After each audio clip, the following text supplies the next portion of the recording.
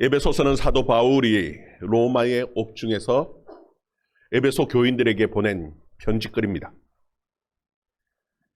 로마의 옥중에 있으면서 바울은 그 안에 간수들과 죄수들 그리고 죄수들 사이에 온갖 정오와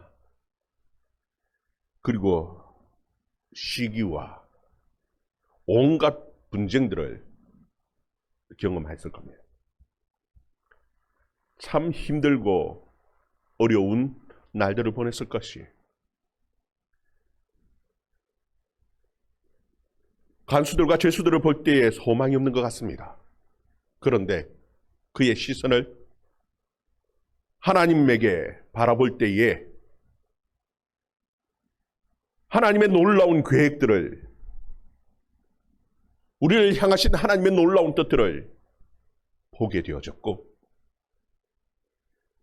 그 하나님의 그 계획하심, 우리를 통해서 이루실 하나님의 놀라운 뜻들을 보고 그것을 전하기 위해서 편지를 쓴 것이 이 에베소서입니다. 에베소의 교인들 가운데에는 참 많은 수가 노예였습니다. 노예로서의 삶은 하루하루 피곤하고 비참하고 힘든 삶입니다. 그 속에서 정오와 온갖 미움, 온갖 그 마음의 어려움들이 있었을 거예요.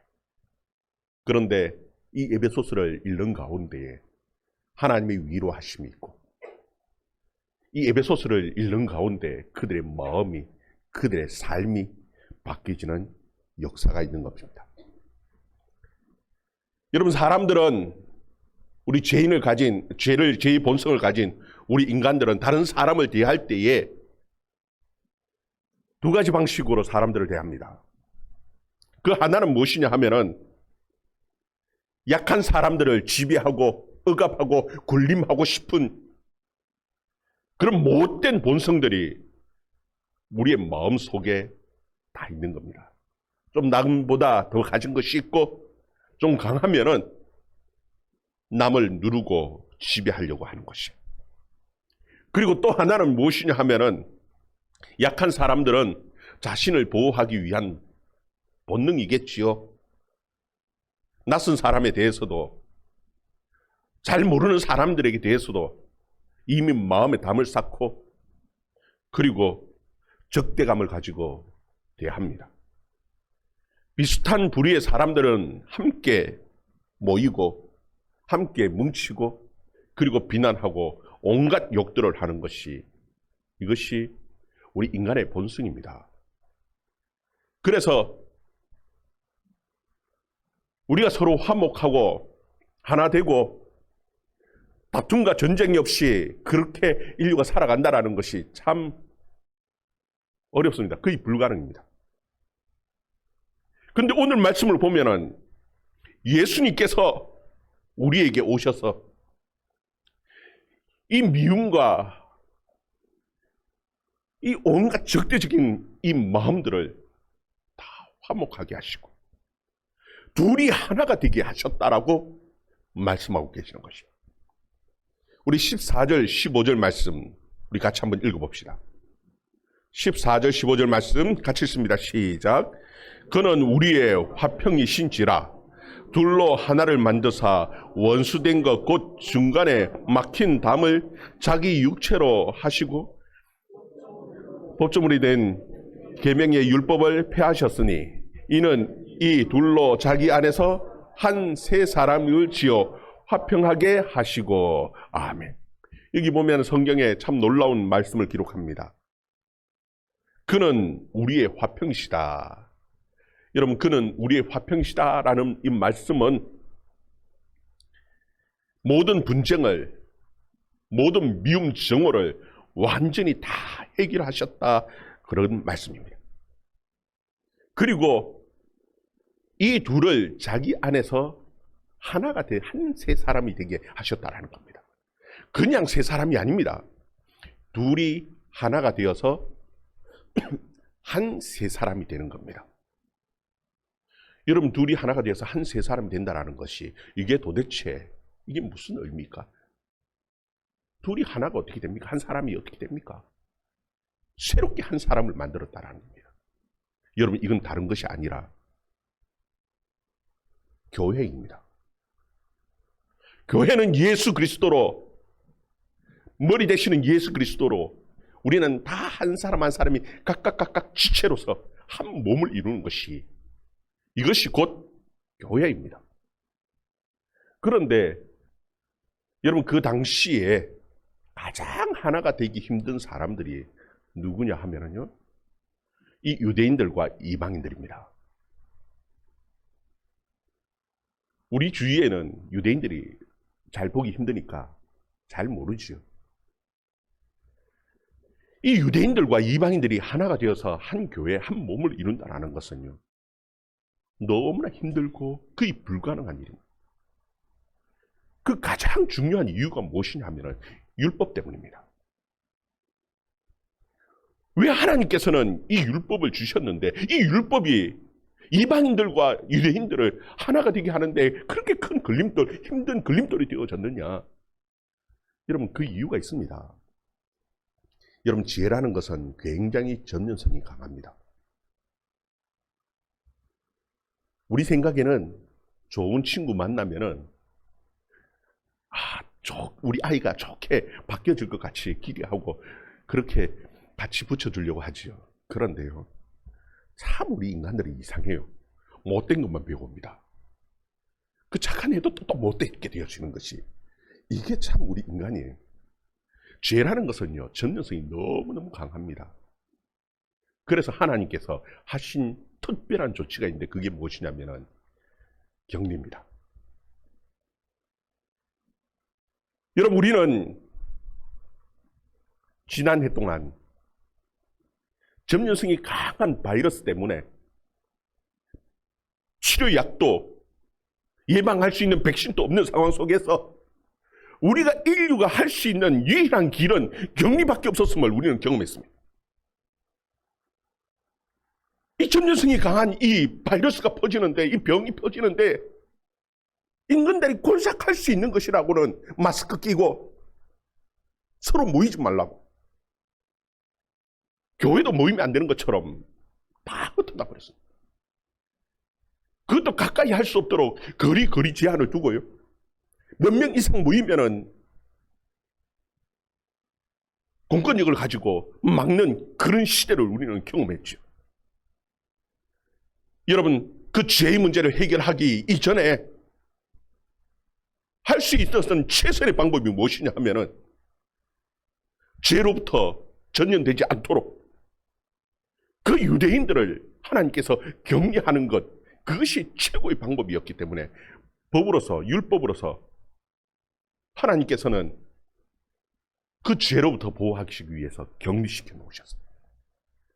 그런데 예수 그리스도께서 이 세상에 오셔서 그 죄의 문제를, 그 인간의 그 모든 죄성의 문제, 죄의 본성의 문제를 해결하셨어요. 이제는 만나야 되고, 이제는 하나가 되어야 되고, 화목해야 되는데, 그런데 이 율법이라는 것이 여전히 걸림돌이 되는 거예요. 여러분 이미 백신과 치료약이 개발되어져서 이제는 그 코로나가 크게 두려운 그런 병이 아니게 되어져 버렸습니다. 그런데도 불구하고 여전히 우리는 마스크를 끼고요, 아직도 격리되어야 되는 줄 알고 예배에 참석하지 못하는 사람들이 있습니다. 여러분 이스라엘 백성들도 똑같았습니다. 그래서 15절에 보면은 법조문으로 된 계명의 율법을 폐하시고 이는 이 둘로 자기 안에서 한 세 사람을 지어 화평하게 하시고, 그렇게 말씀하십니다. 이미 예수님께서 이 세상에 오셔서 우리의 죄 문제를 다 해결하시고, 그리고 격리되어져 있던 서로 만나지 않고 반복하던 그들을 한 몸이, 한 세 사람이 되게 하나님께서 하셨습니다. 우리 16절 말씀 또 한번 읽어봅시다. 16절 말씀 같이 읽습니다. 시작.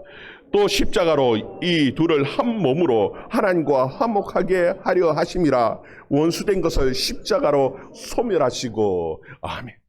여러분 원수되게 했던 그 모든 죄의 본성들을 예수님의 그 십자가로 모든 것을 다 소멸하시고 이제는 한 몸으로 하나님 앞에 나아가서 하나님 앞에 예배할 수 있도록 한 몸 한 교회를 만드셨습니다. 이것이 하나님께서 하신 엄청난 놀라운 사건이었습니다. 우리 또 17절 말씀 같이 한번 읽어봅시다. 17절 말씀 같이 읽습니다. 시작.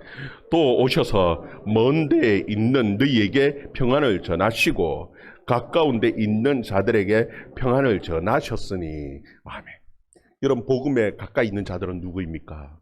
유대인들이었습니다. 복음에 먼 데 있던 자들은 누구이냐 하면 이방인들입니다. 여러분 아마 가장 멀리 복음에 멀리 있었던 사람들은 우리 민족이 아니었을까? 그런 생각들을 해봅니다. 물리적인 거리도요 멀고요. 여러분 우리는 극동입니다. 극동. 가장 동쪽의 끝에 있는 그 나라가 우리 한반도입니다. 물리적으로 거리도 굉장히 멀지요. 그것뿐입니까? 마음의 거리는요. 이 마음의 거리는 하나님에게서 너무너무 멀리 있었던, 하나님을 믿고 신뢰하지 못했던 그런 민족이 우리 민족이었고 우리들이었습니다. 그런데 놀라운 것은 복음이 전해졌고요. 이 땅 안에 엄청난 큰 하나님의 축복과 부흥의 역사들이 일어났다라는 사실입니다.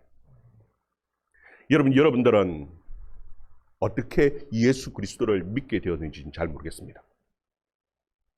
사실 저희 가정은 하나님에게서 복음에서 너무나 멀리 떨어져 있던 그런 하나님과 먼수되었지요.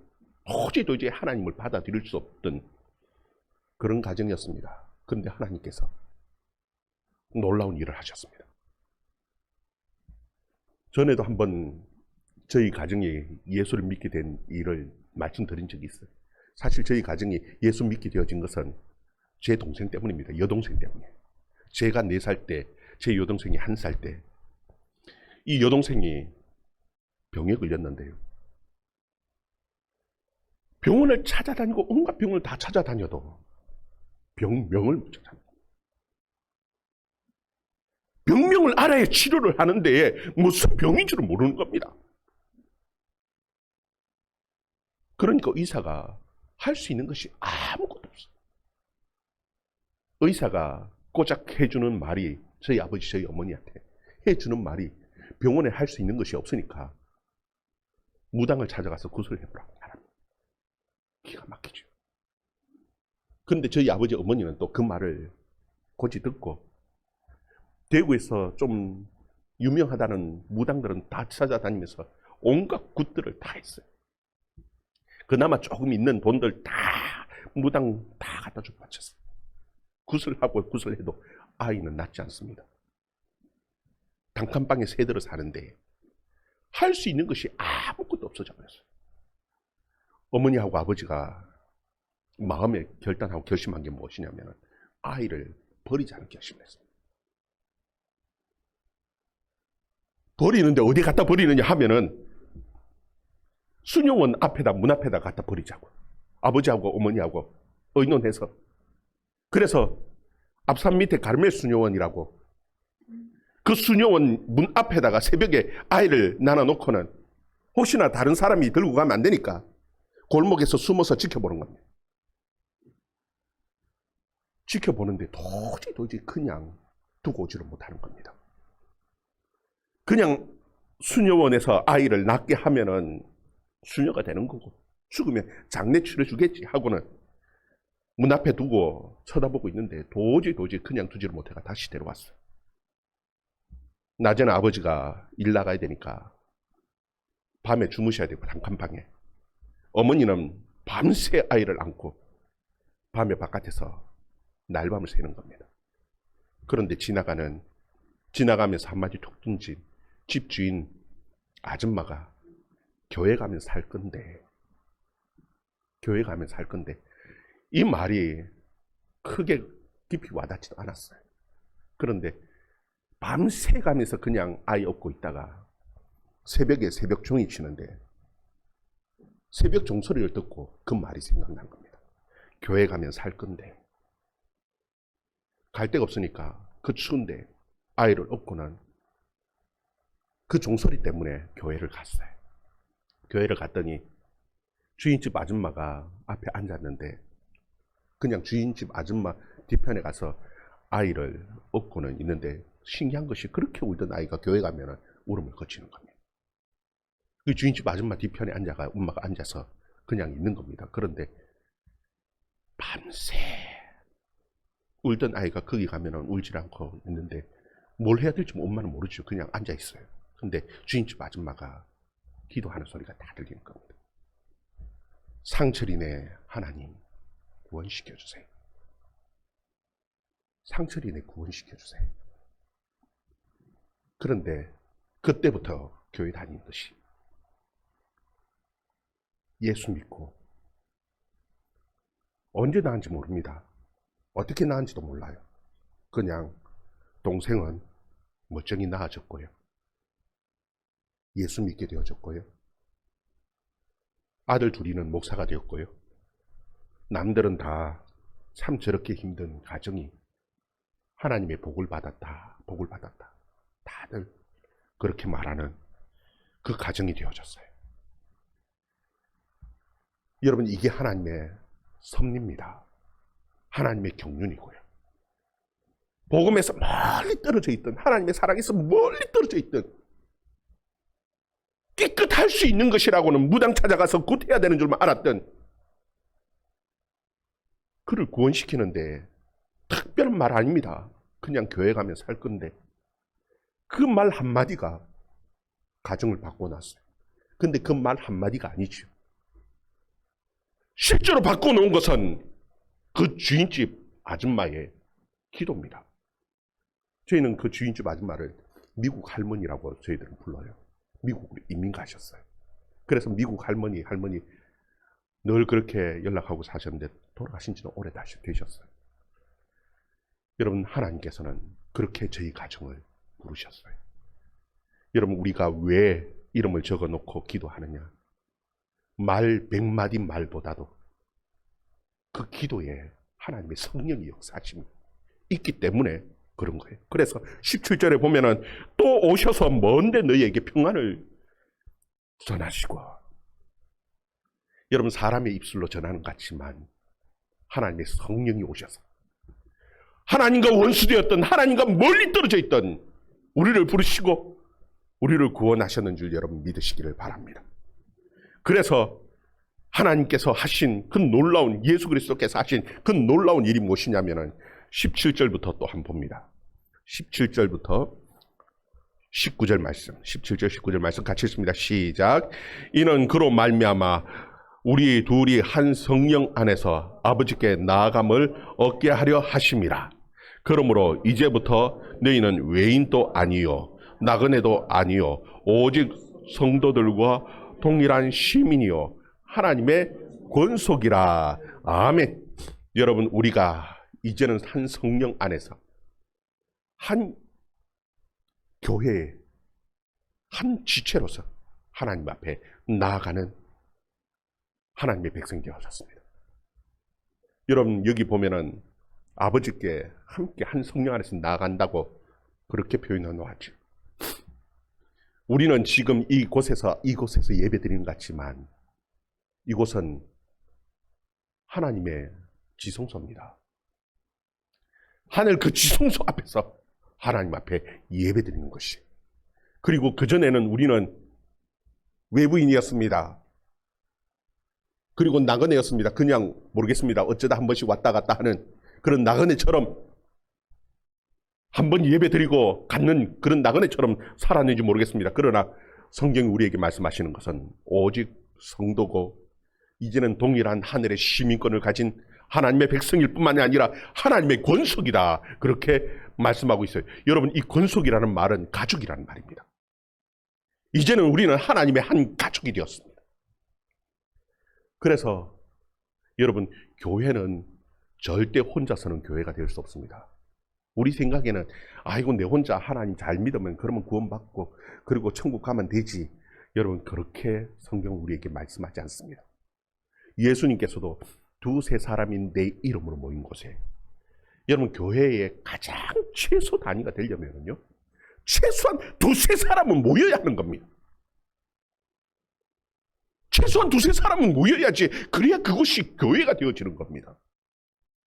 그리고 하나님께서는 그곳에 그 교회 가운데 거하시고 하나님의 놀라운 은혜와 축복은 그 교회를 통해서 임하게 되어지는 겁니다. 그래서 교회는 모여야 합니다.